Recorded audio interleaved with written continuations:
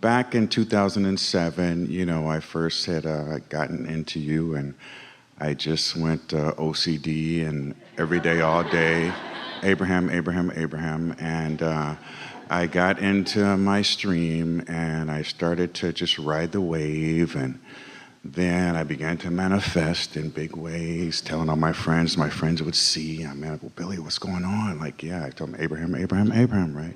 So then we get to about 2015, and I'm riding a big wave. And then tragedy strikes, and, my mother, my grandmother, and my father died. Tragically, things happen, and... That wasn't tragic, but okay. No. Yeah, I know. But then the You're stream whining. went upside down. I was in the stream riding a wave, and then the stream went upside down, and I'm topsy-turvy, going like, okay, what's going on? What's going on? So we might tell the story a little differently. We might say that you're attending to your vibration, always asking for more expansion, and then lived through an experience where there was more upheaval than you were accustomed to, and you weren't ready for it. So you got out of balance with the upheaval, and then law of attraction did what it always does. Whichever direction the momentum is going is the direction that you allowed the momentum to go. But in all of that, did you not regain your balance? I regained my balance, so we come to 2018, I say... So someone who's really wanting to be advantaged to themselves and others would tell that story in a different way. I didn't know what I was doing. I sort of figured it out. Things got really good. Things got really, really good. And then I lost my balance a little bit, but I'm back in balance now. In other words, you tell the story in a way that serves you and others. Because the word tragic was sort of unnecessary. Was the dominant point of this conversation. What do you think you want to convey to us? It's not as easy as you say, Abraham, or I thought I was better at it than I turned out to be, or I've gained some new insights and now I'm in the best place ever, or I accept that there will always be another car that I'm getting out of and getting into and out of and getting into and out of and getting into. What do you think you came to explain to us? The other lady was up here, she talked about her daughter and the separation, and we went through all that. Yeah. And I have a similar situation, because when the closest people to me are all gone, then I said, okay, I still got my daughters. But they had their own, like I said... So now this is the way we tell that story. As I was erroneously letting my mother and those people sort of serve the place of my inner being, even though I'd learned about inner being, I was still sort of depending on others. And when they selfishly took off, selfishly and tragically took off, I then have opportunity to shore myself up with the guidance that is real. But I didn't quite do that, and then I was really upside down for a while. And when I came out of the spin, instead of focusing toward my inner being, now I'm focusing upon my daughters for that stability, and they're not that stable. But I regained my footing, and I got back on my surfboard, and then I'm like, okay, now I'm recreating myself now. It's a new me going into a new era. But then I'm going, okay, you know what? With this separation and with them, and I was planning on leaving like my millions that Abraham helped me manifest to them, and I'm like, but with this level of disrespect, I don't feel like I want to leave them my millions. It's all right. It's all right. People change their wills all the time. This is really a wonderful conversation. So this level of disrespect, this is really a good conversation. So I'm not getting from them what I feel I should get from them. Fast forward, laying in bed, Esther, thinking sort of the same thing, and then realizing I'm not getting what I'm asking for with my words, but I am getting what I'm expecting with my vibration. The fit that you want to throw right now is that you've sort of trained yourself and others to believe that they should listen to your words. But when your words don't match your vibration, you know what's going to dominate? Your vibration. And what you're getting is always coming from that dominant vibration. You got to find a way to make your words and your vibration match. You got to find a way to bring from them what you want to get from them. What is it that you want from them? What would represent the respect that you want to get from them? Love. So when you have targeted them as being disrespectful of you, are you offering love? You're not offering love. In other words, it's like Esther standing at the baggage carousel and all the bags have come off and hers isn't there. The thing's going around and around and around and around, and now it's another flight, and her bag still isn't there. And she's feeling worried. And then she thought, wait a minute, I can't be satisfied and worried at the same time. Which is it?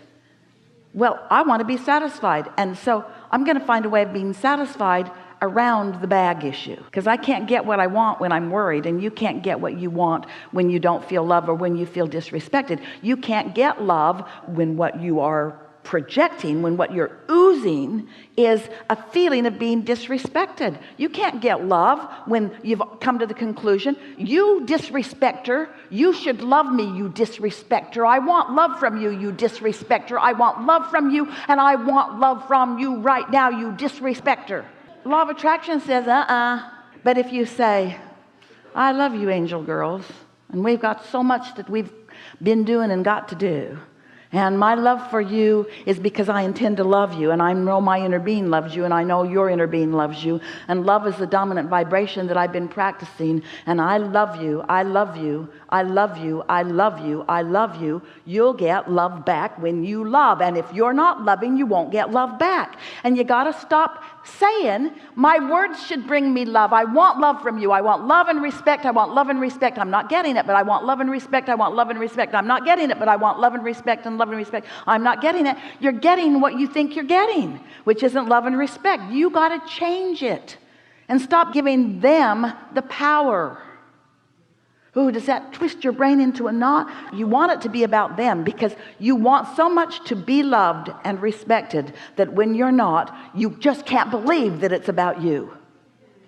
But when you accept that it's about you and you train yourself not necessarily to be loved, but to love, well, I would love them if they respected me.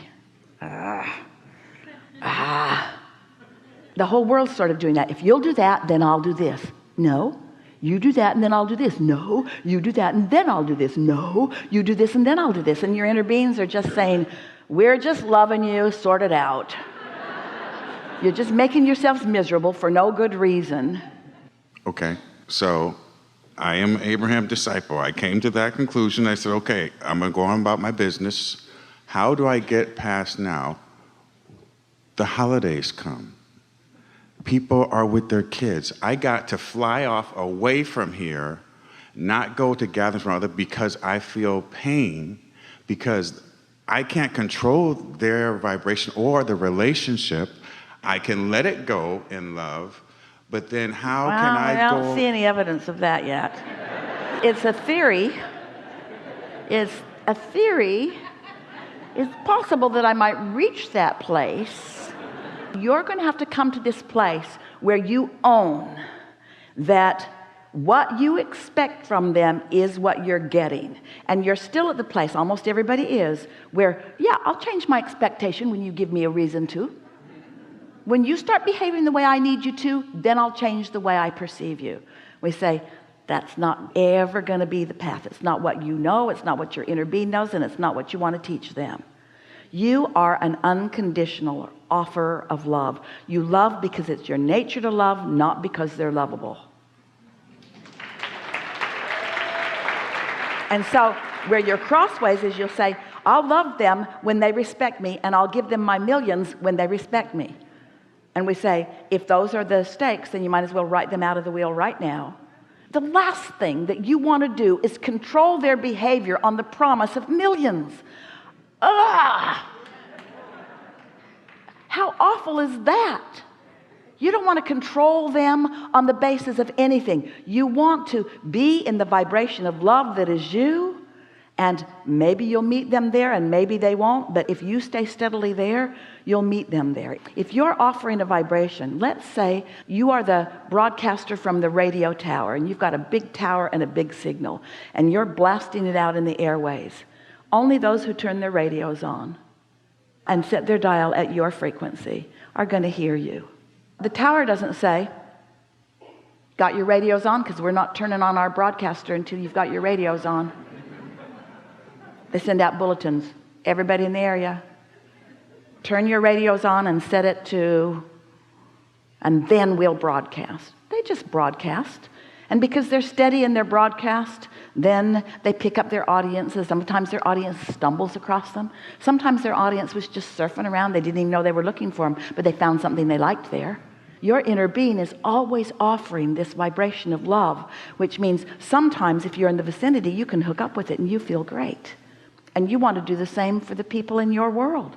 You want to be tuned in, tapped in, turned on to your source and flowing it, which takes some focus and some deliberate intention and some awareness of how you feel, until you're just offering that vibration and offering that vibration. And sometimes they'll be in the vicinity and you'll have a real good time, and sometimes you'll be there and they won't be there.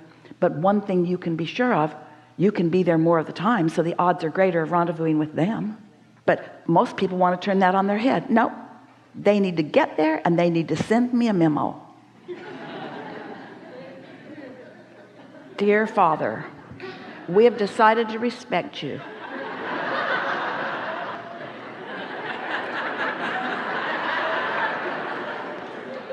So think about it.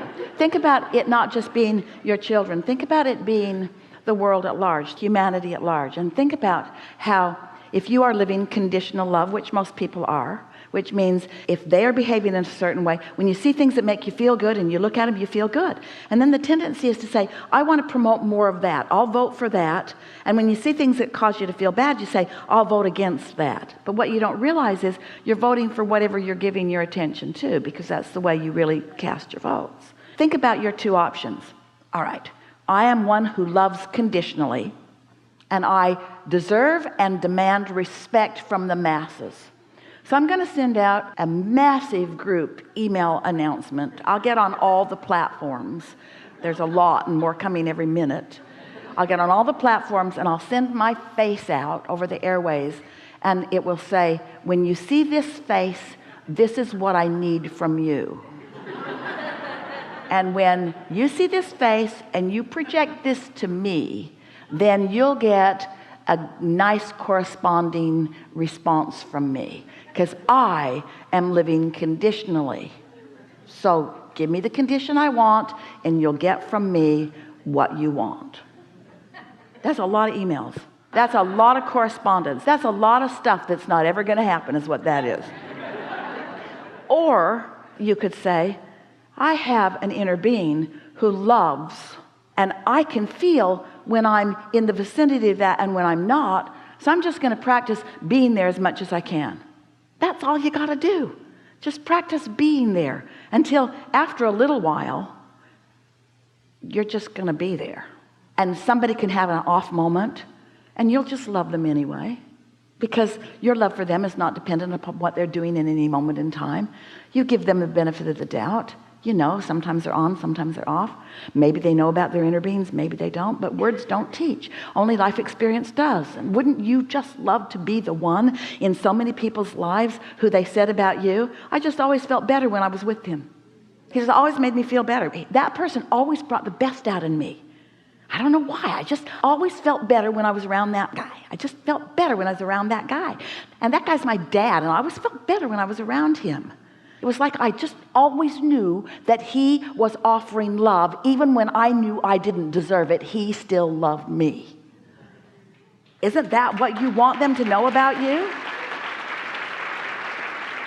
There's another story. If I don't do exactly what he wants me to do, he's going to write me out of the will, the sucker. That's getting you nowhere. You cannot demand or command respect. It's a flawed premise. You just can't. You can just offer love and get love back if they're in the mood, or offer love and not get love back if they're not in the mood. But if you're offering love, there's a whole world out there that's ready to meet you. And lots of times it won't be your family. It'll be a dog that just got a great treat. Or children playing in the airport. Or it will be the timing of you coming out of a restaurant with people you love most in the world, and there being a rainbow that goes from there to there, just for you to walk into. The universe saying, here, we've made this for you. We thought you might like it. And because you were tuned in, tapped in, turned on, you met it in the moment of its offering to you. And you weren't dependent upon that person or that person or that person's respect, because the entire universe adores you. And you've got the respect of source energy.